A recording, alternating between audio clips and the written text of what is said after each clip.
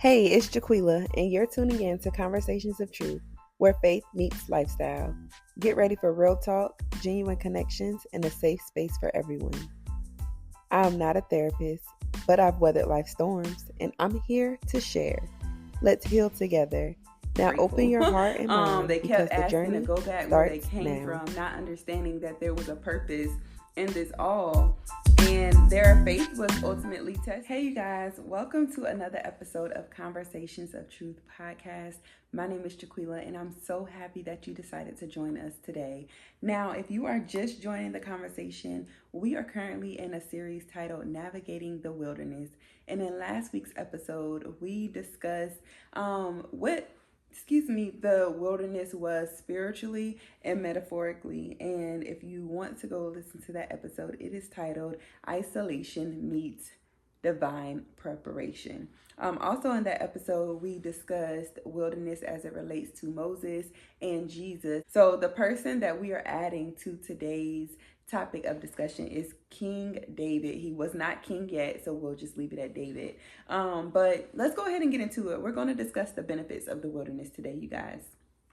So I touched slightly on this in last week's episode, but the benefits that come with being in the wilderness is preparation. It's a place for us to be refined and for us to grow. It's a place for us to rely on God. The wilderness strips away distractions, which I also touched on. So go back and listen to that episode. It's going to mesh well with this one. In the wilderness, we're forced to focus solely on God. We are purified, right? Our motives are purified. He allows us to sit in the wilderness to search our hearts, essentially. He did this with the children of Israel, or the Israelites. When they were in the wilderness, they were in the wilderness for quite a while because they could not keep their eye on God. They could not tend to the motives of God. They had hidden agendas, right? They were complaining. They were, in a sense, ungrateful.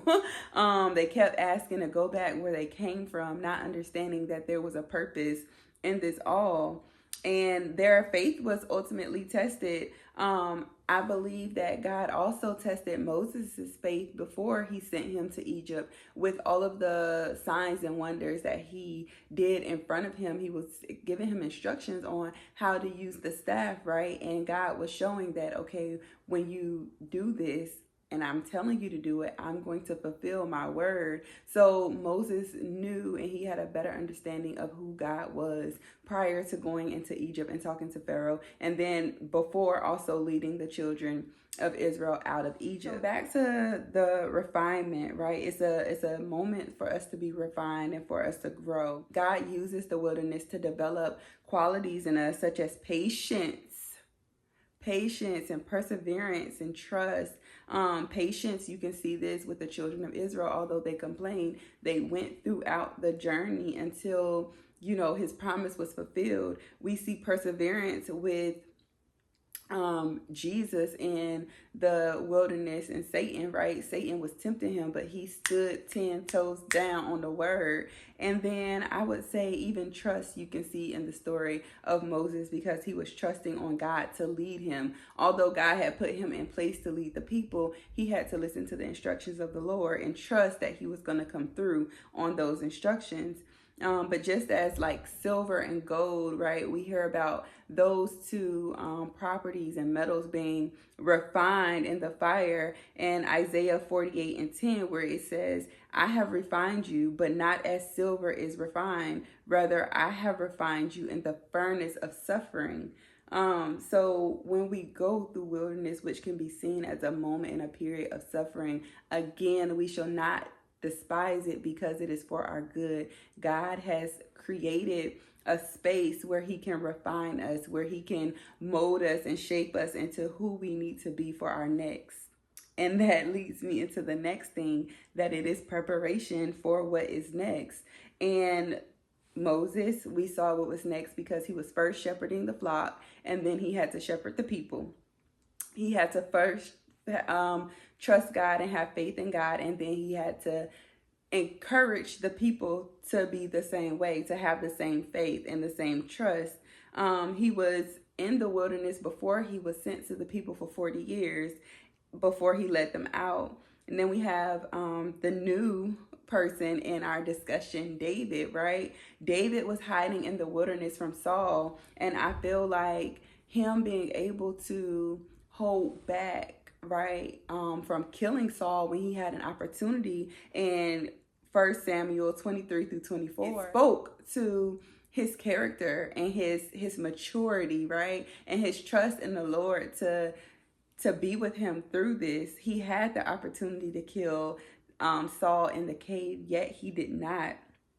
And then last but not least, Jesus emerged from his wilderness when he was being tested by Satan to go and do ministry. That temptation, that period of wilderness was preparing him for what was to come. Wilderness prepares us for our next. That next can look like a position. That next can look like breakthrough. That next can look like new responsibilities or blessings that God is going to trust you to steward well over. And so when you're going through the wilderness, you're understanding what it feels like to wait on God, right? We're understanding how it looks and feels for God to shape our hearts so that our hearts are right to steward, like I said earlier, well over what he decides to place in our hands.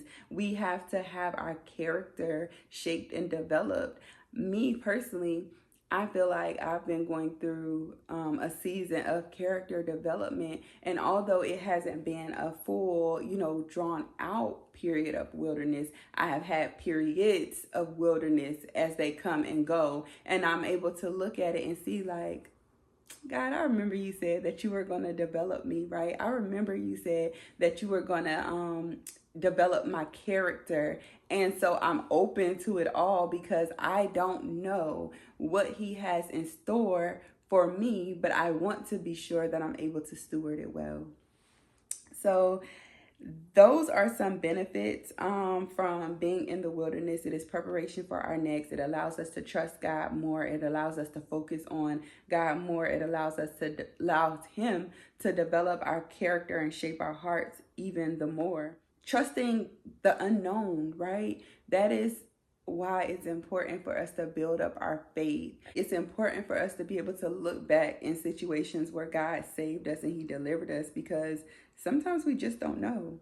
We won't know. And in our not knowing, we have to remember the God that we serve is all knowing. He knows all things, right? And with him knowing all things, we know that we can look towards the hills from which cometh our help. We can seek the kingdom first, the kingdom of God first. Seek first the kingdom of God, which is Matthew 6:33. And it tells us, in his righteousness and all these things will be added unto you. We're able to build up our strength and our solitude while we are in the wilderness. We're able to be quiet in the wilderness because we don't have people may not understand what it is that we're going through. God may even put us in a silent season where we can't speak about everything to everyone. We're only able to incline our ears to his voice to hear what it is that he's saying, right? That is so good. And the isolation draws us closer to God, revealing things that we may have missed otherwise. Back to Moses. Moses was in the wilderness. Had he been distracted, he may not have noticed the burning bush, or he may not have even been able to hear God's voice through the burning bush. The wilderness is a spiritual reset and renewal. Yeah, it's a spiritual reset and renewal of our priorities. We're able to get our priorities in line and again clear out distractions that may have been taking time when we could be connecting with God, right? So those are a few of the benefits of the wilderness. I encourage you to go back through the scriptures that were provided today and read the full story to understand like exactly how God moved in their lives, because we know that God is no respecter of person. If he did it for Moses, if he did it for Jesus, if he did it for David, he will do it for you too. So again, do not forsake, do not despise your wilderness, because God is preparing you for something and there is a benefit in it all, right?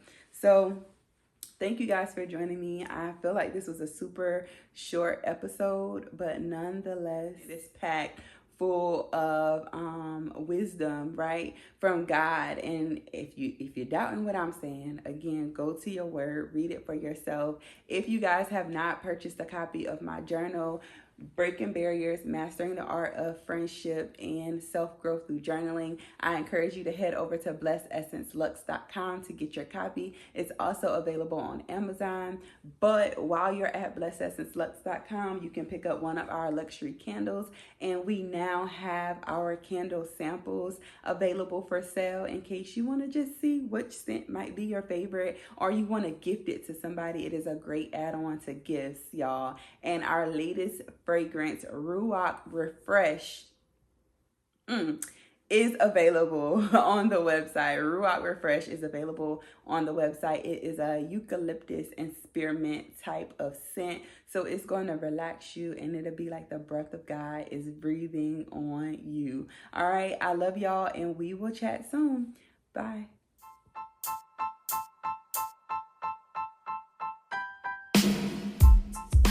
If you're still here with us, I want to say thank you for listening. You can join the conversation on Apple Podcasts, Spotify, and more. Don't forget to subscribe, share, and leave us a review. You can also follow us on Instagram and Facebook at Conversations of Truth. If you have questions or advice, email us at conversationsoftruth@gmail.com. Remember, you are loved, valued, and there is always hope. Until next time, I love y'all. Bye.